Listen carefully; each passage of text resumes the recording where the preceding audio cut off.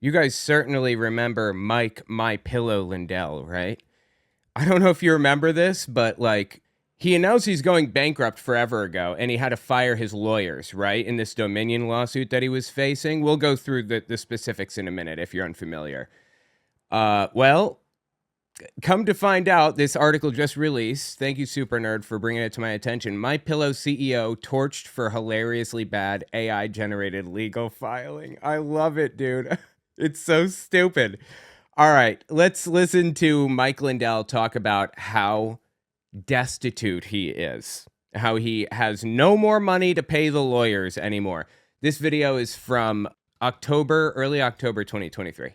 All the lawyers we have for My Pillow and myself in the lawsuits with the lawfare with Dominion and Smartmatic, they just filed in federal court that to drop us as our attorneys, and this comes from the lawfare basically, and from the lawfare, the media, the attacks on My Pillow. Totally, it's not your fault at all, right, Mike? You're not the one that straight up knowingly, intentionally lied about a company to destroy their brand because you were malicious and you wanted to benefit Donald Trump. That couldn't be it, right?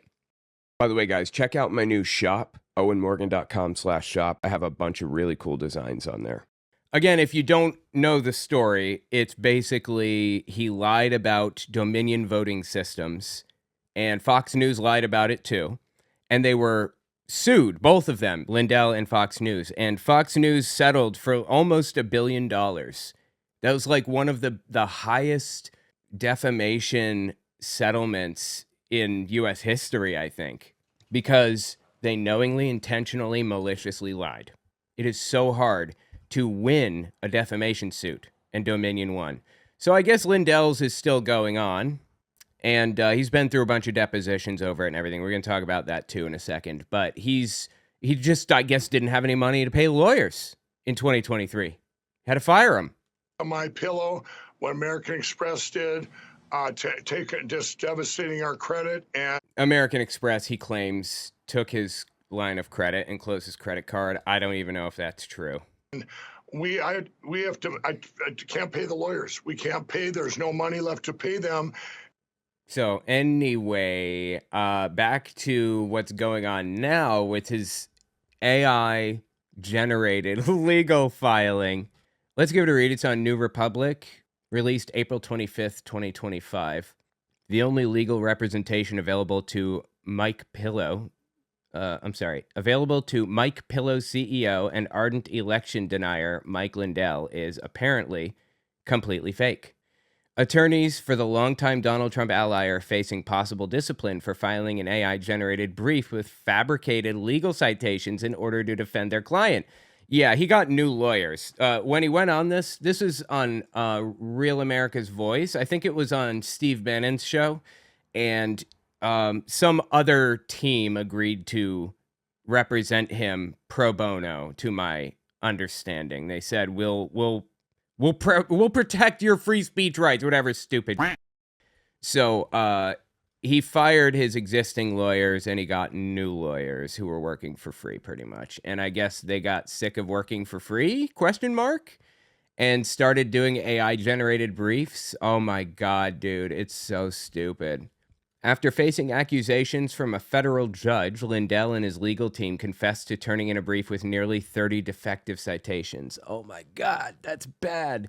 One of Lindell's attorneys, Christopher Kachuroff, never seen that before, claimed that he personally outlined and wrote a draft of a brief before utilizing generative artificial intelligence. Totally, according to a legal filing. That final draft, however, pointed to legal cases that never happened. This is why you always check your work. Certainly always check AI's work. Are you kidding me with this?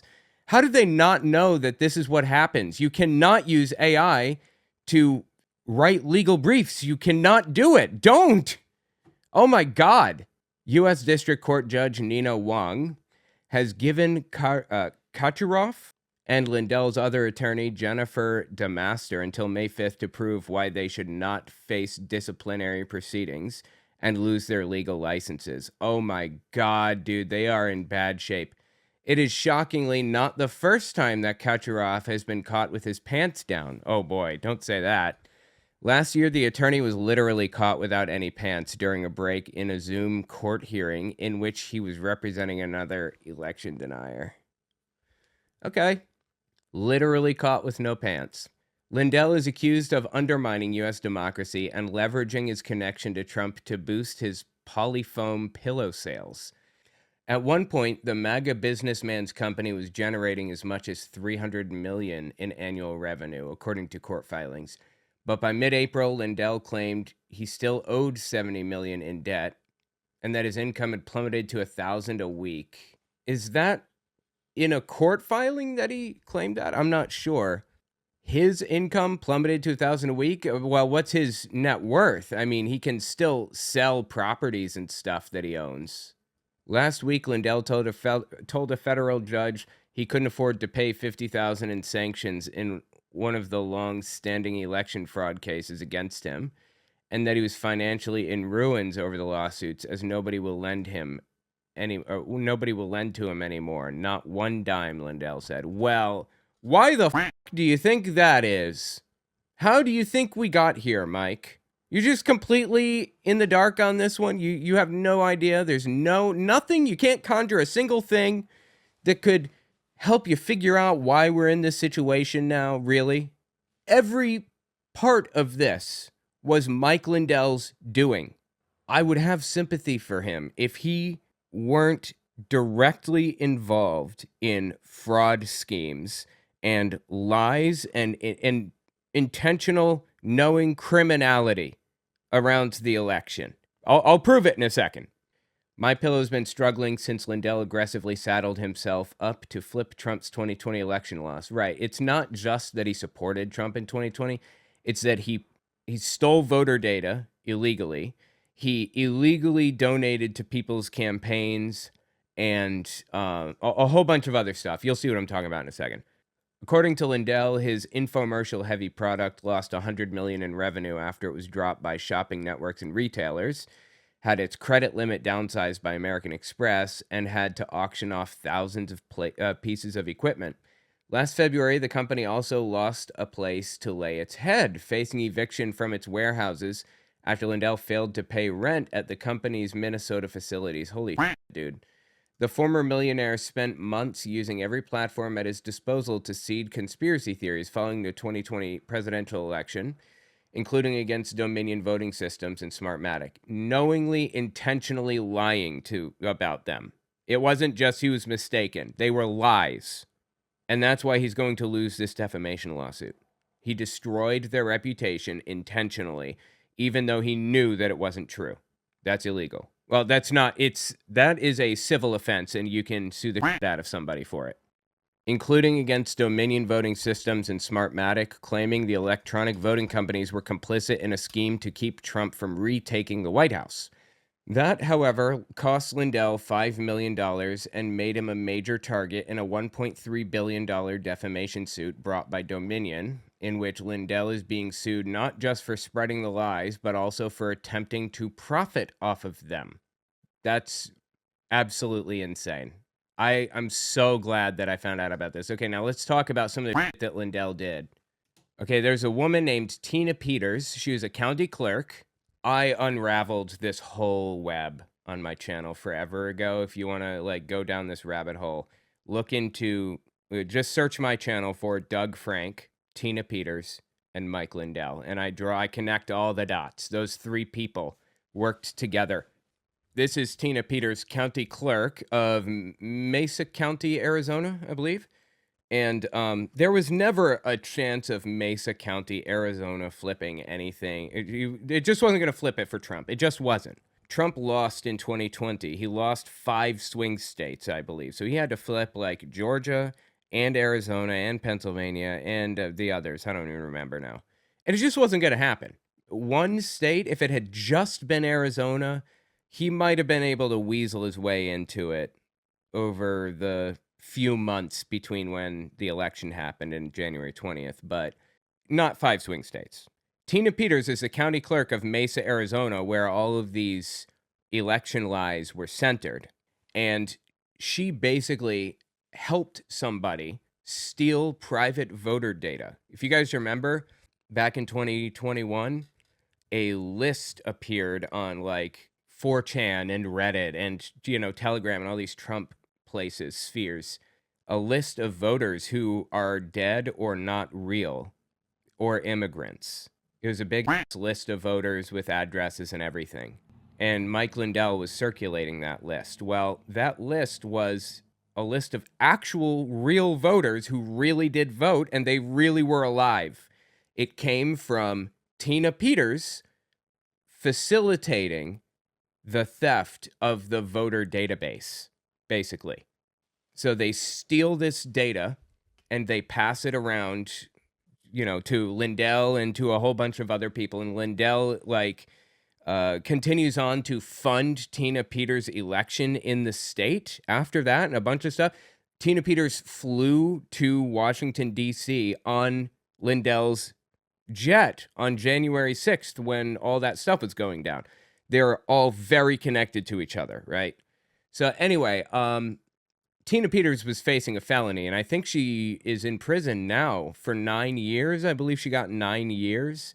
This isn't about Peters, though, but just listen to, her connection to Lindell. For Republican Mesa County Clerk Tina Peters, she faces felony charges accused of tampering with her county's election equipment. She also has to answer to an ethics complaint, accusing her of accepting more money in gifts for her legal defense than an elected leader is allowed by the state constitution. Support for Peters comes in the form of the Pillow Guy. Mr. Lindell, how much have you raised for Tina Peters' legal defense fund? So I believe if you're not a family member or a close friend, you can't donate more than $50 to the campaign. I just put all the money in myself. Uh-oh. How much is that? I don't know. I probably put in 3, 4, 5, maybe 800,000 of my own money. Uh-oh. He better establish their close personal friends real fucking fast, right? Unless you're a close friend or family member of an elected leader, you're limited in how much you can gift. You can only give someone a gift of $65 per calendar year. Jane Feldman was once executive director of the Independent Ethics Commission. Now she's part of the legal team in the ethics complaint against Peters.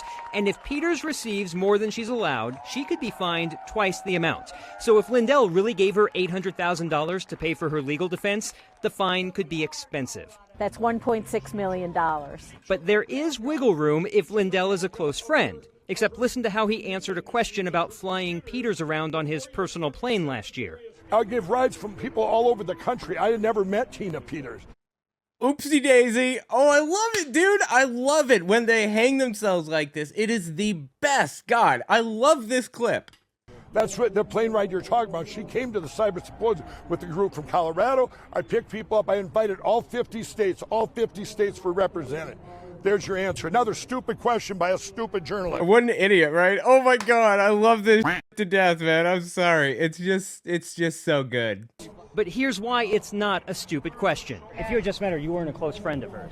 I just met her that day. Oh, dig that hole deeper, Mike. Dig it deeper. Another dumb question. If he said he had just met her and they had no prior relationship, it's very hard to argue that he was a personal friend. Oh, I love that so much. Anyway, the point is that Mike Lindell knew what he was doing and was doing it intentionally. He was breaking the law, not specifically with this thing, but he broke the law when working with Tina Peters to steal voter data, to pass it around to people, disseminate it, if you will. He intentionally, knowingly lied about people and companies because he wanted to. And he got a ton of for it, like lots of legal trouble. He was leaning on Donald Trump winning in 2020 and then pardoning him. But that didn't happen, obviously. So he had to find his way through without that. And I find it super interesting that he's not being pardoned right now for a bunch of other stuff. Although the Dominion lawsuit that is like destroying his bank account, that's civil. He can't be pardoned for that. But, you know what? I'm not even sure if he's got any criminal offenses on his record. He certainly should. He's certainly committed crimes. Today, the FBI, you're going to hear this, and you're probably already hearing it in the news. The FBI came after me and took my phone. They surrounded me at a Hardee's and took my phone that I run all my business, everything with. They could have just, what they've done is weaponize the FBI. It's disgusting. I don't have a computer. Everything I do have that phone, everything was on there. And they told me not to tell anybody. I bet. Yeah, they said don't tell anybody. Yeah, absolutely. There's an order not to, don't tell anybody. Okay, I won't. Well, I am. So, there you go. So stupid, dude. I'm sorry. It's just so stupid. Anyway, the point is that this is 100% completely and totally deserved. Every last bit of this. He did all of it to himself. And if he really is making $1,000 a week, is that what he said? 1,000 a week? Like, I don't want to see anybody suffer, but you are a direct contributor to the downfall of democracy in the United States. And whatever it takes to prevent you from destroying democracy, just about, I'm okay with. If it means you start making, a normal wage that other people make, $4,000 a month, fantastic. I'm all for it. I'm down. Start living like the rest of us for once. Tell what you think about it in the comments. It's just, God, this guy is so entertaining because he gets himself in so many stupid situations.